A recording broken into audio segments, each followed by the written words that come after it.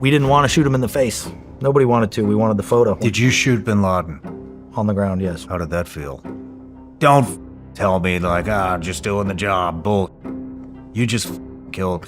You shot. I didn't kill bin Laden. I've never said I killed bin Laden. I'm correcting myself. You shot him. Drug him down the stairs by his feet. Nice. Right? And I can remember the sound of his hollow skull bouncing down the stairs as we drug him down. We'd given ourselves 30 minutes on target with 10 minutes to spare. When I lifted off, we were at 38 minutes. Like, we're literally watching Obama, the body's laying right there. Cleared to the door of the room, looked in, and he's basically twitching at the foot of his bed. There's two women in the room. Bin Laden's is twitching at the foot of his bed. Headshot from the guy coming up the stairs. There's two women standing there in the room, right? So is he still alive? Or is this just I don't think nerves? so. It's pretty twitchy. I'd say he's done. Headshot. Cover the headshot, right? We didn't want to shoot him in the face. Nobody wanted to. We wanted the photo, right? The rules of engagement were capture or kill, right? None of this was go in and kill everybody. I've never been on a mission in the SEAL teams where they said go in and kill everybody. Never. It's always capture or kill, and we had 30 different lawyers show up and brief us on this. Why was he engaged while we were coming up the stairs? Because the only thing he exposed was a head. Stuck his head out the door to look at the guy coming up the stairs and was engaged. Within the rules of engagement for that point man. Why? Because he could have produced a gun around the corner, right? Khalid down the stairs had a gun in hand. Guy in the first room I cleared had a gun in hand. So third floor had more time to set up a defense than anybody on the second and the first, and everybody else had got a gun on the first and second. Mm-hmm. So for the point man to think, okay, bin Laden's armed, well within the rules of engagement, we'd been briefed. Part of the the intel packages was, hey, they have the house rigged to blow, or they're all wearing S-vests, and when you get in there, they'll martyr themselves and kill you guys too. So again, rules of engagement, point man coming up the stairs, only sees the head, well within the rules of engagement to take that shot. Now he's laying at the foot of his bed. Two women in the room, right? Same point man, grabs the two chicks and pushes them back against the far wall. Right, had they had a vest on or something, he would have taken the brunt. Turns out they didn't. Push them back against the far wall, and that's basically target secure, right? We finished clearing the third floor, and it's okay. Question the women and kids, right? Trying to get a name for the guy. The women gave us an alias. Did you shoot bin Laden? On the ground, yes. You did? Yep. How many times? Couple. Where at? The body. In the body? How did that feel? Don't fucking tell me like, just doing the job. Bullshit. You just fucking killed.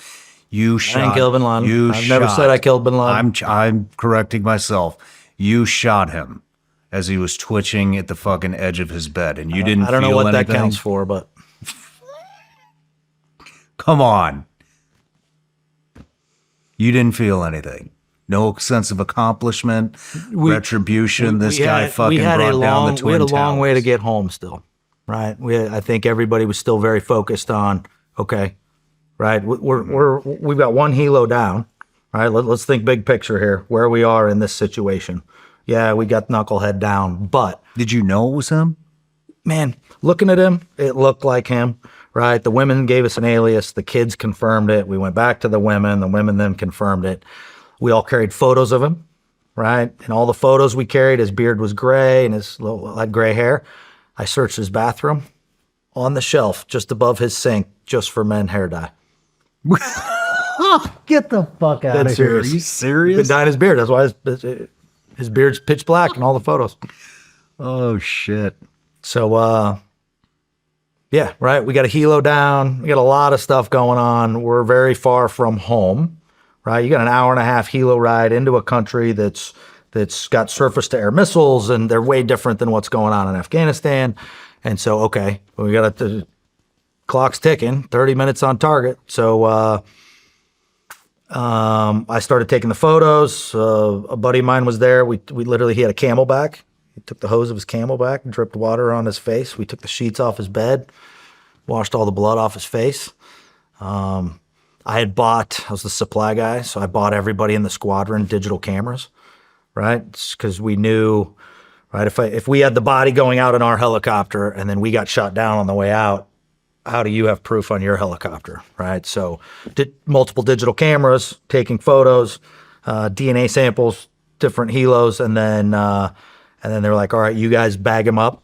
So we had the body, drug him down the stairs by his feet.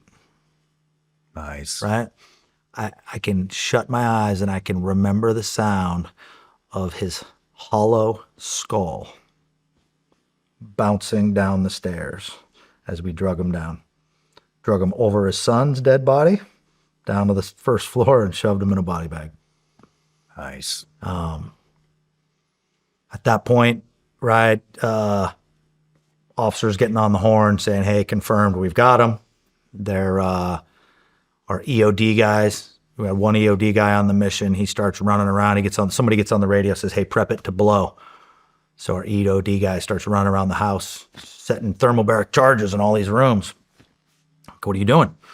He's like, well, they said prep it to blow. I'm like, the house? I'm pretty sure they're talking about the helicopter. He's like, what helicopter? I'm like, dude, you need to go look in the courtyard. We had crashed so quickly, there was no radio call between Chalk 1 and Chalk 2 that we'd gone in.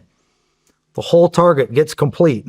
And then some of the people in Chalk 2 found out that we had crashed in the assault. They did not know. Are you Everything was happening so quickly that hadn't been communicated.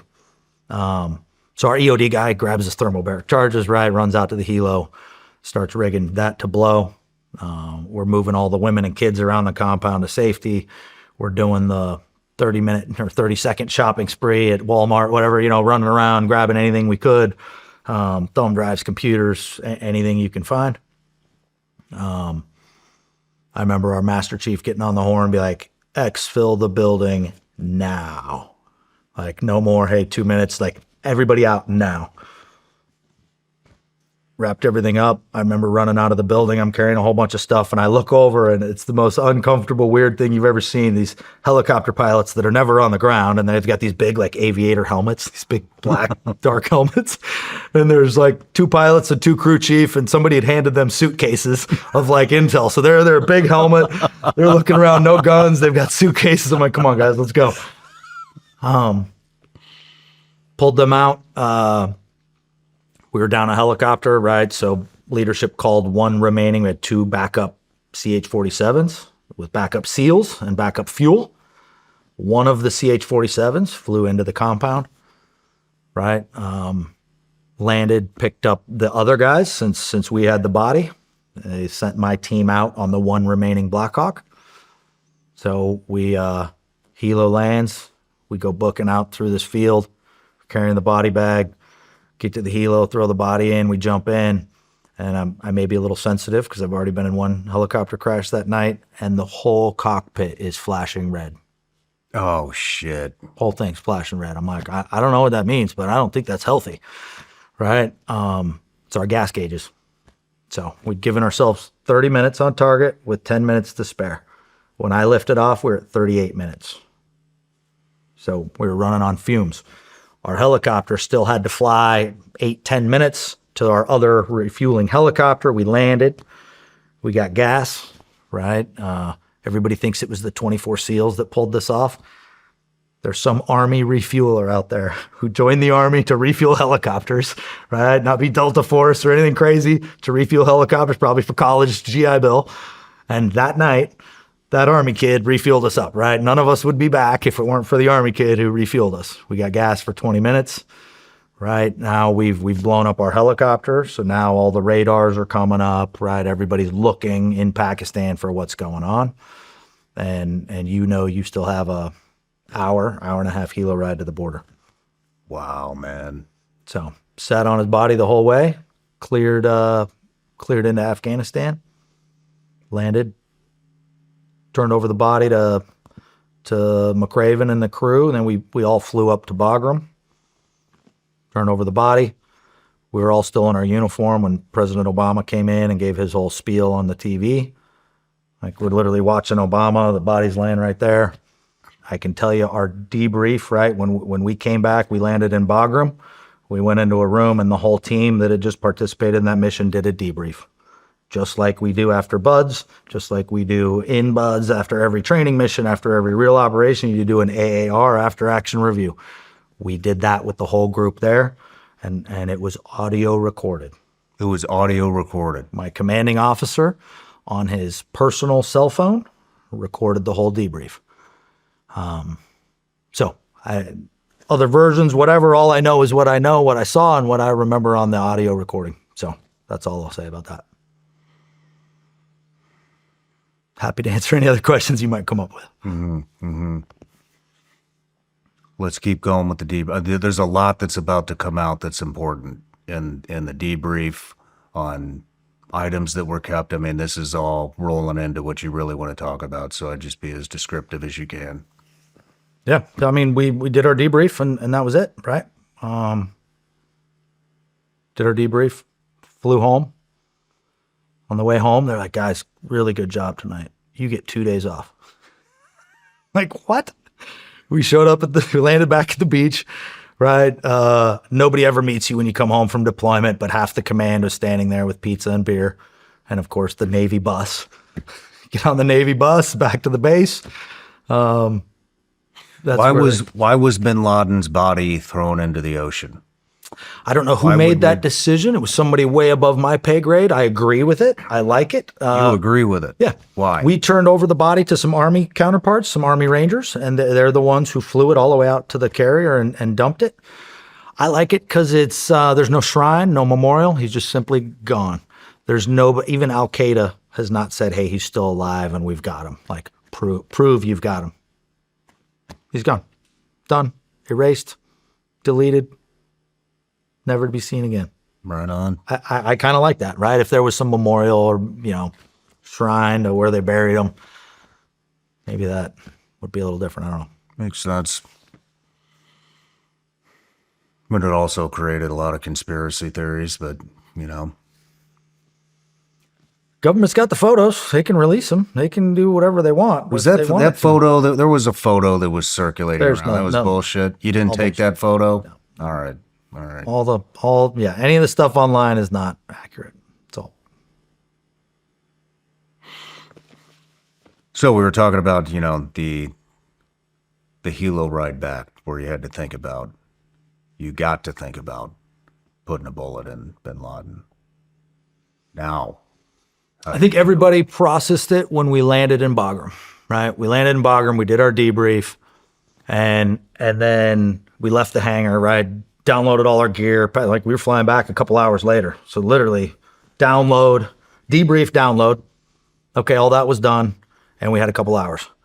And we went to some of the old area that we could hang out at Bagram, and hung out there, and there were some TVs that guys were turning on, and that's where the story was breaking in the States, right? Like, bin Laden Obama had given his spiel, right? There's the stuff, university's going crazy. There was some like ticker tape at like a baseball game or something. All these things were breaking. And I would say that was the first time everybody sat in the room and was like,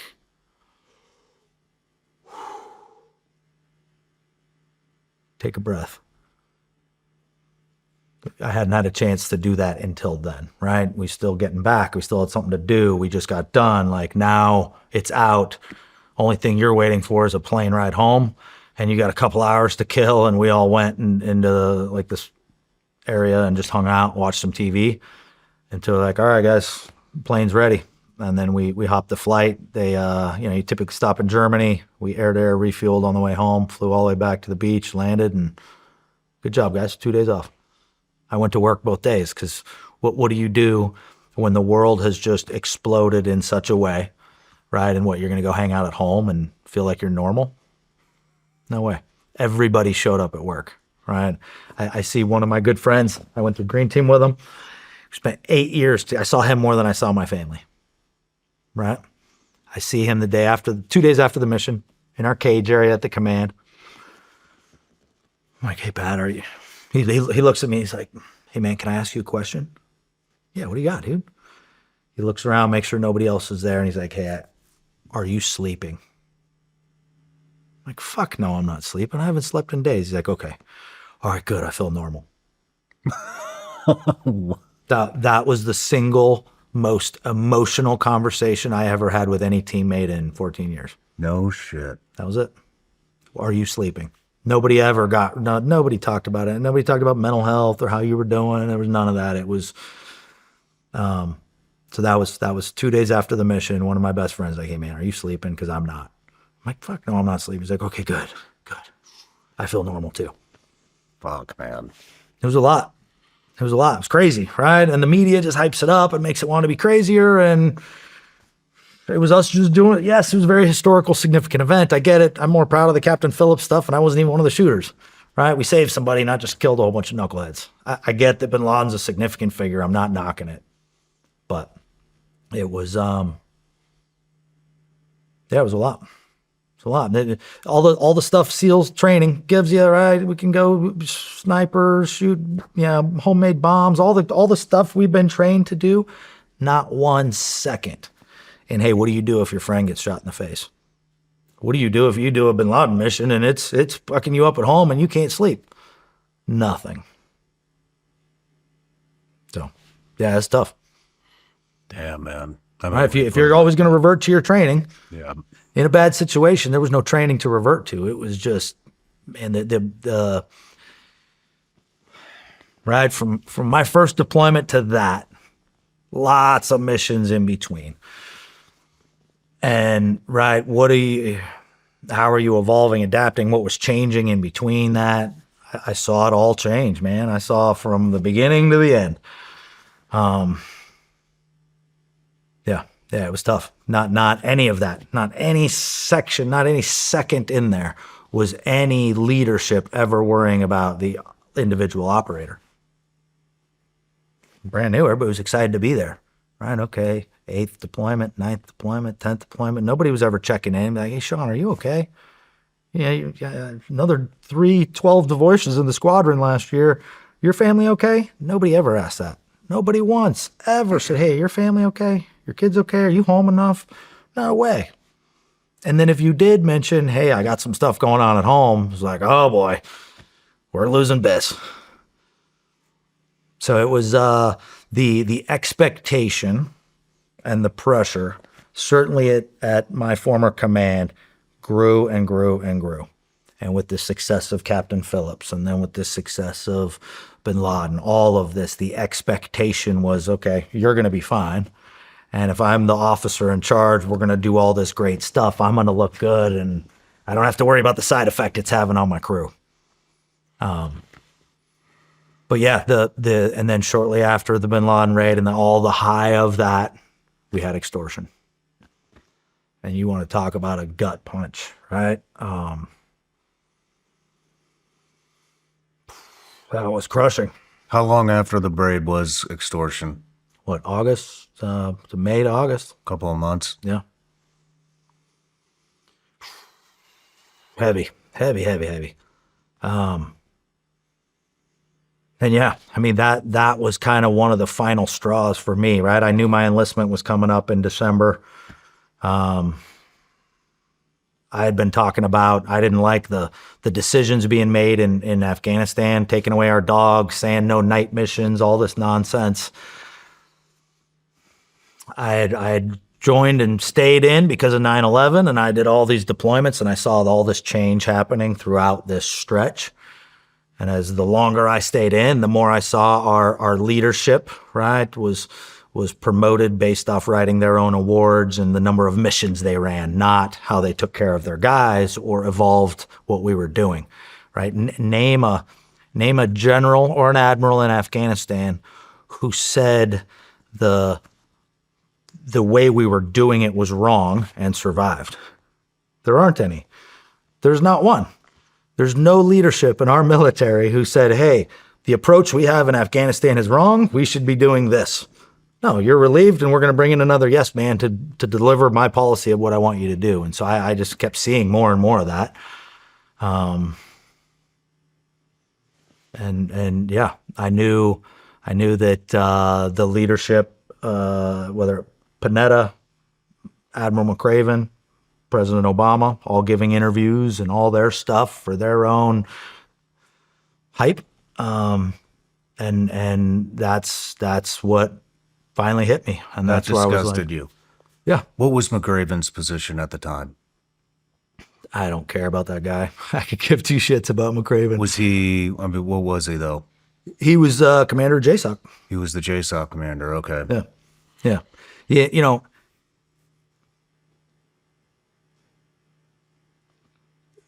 I'll just put it this way. McRaven was at the command years ago, right?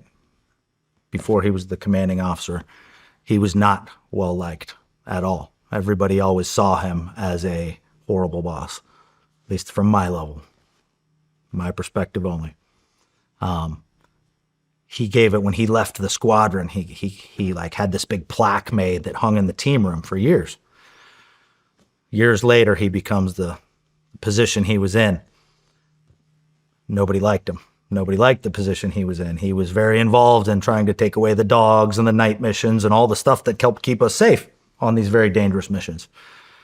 So I may or may not have been there when his plaque was removed from the team room wall. We cut it in half. We shipped it overseas to a forward operating base in Afghanistan that we were working out of, and we burnt it in the fire pit.